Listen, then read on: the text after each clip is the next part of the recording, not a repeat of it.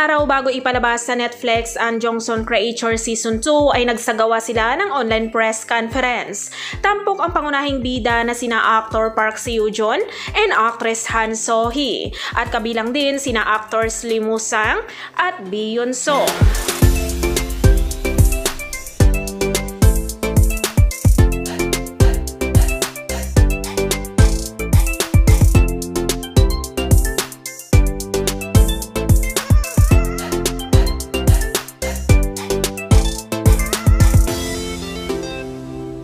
Jongson Creature ay nagbabalik sa pangalawang season na pinalawak ang salaysay nito mula sa magulong tagsibol ng 1945 hanggang sa Seoul sa taong 2024.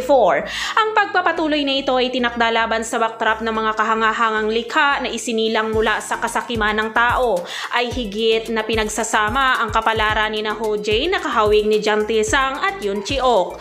Pinalalim nila ang kwento ng kanilang hindi natapos na relasyon, kapalaran at kanilang nakaraan mula sa Jongson.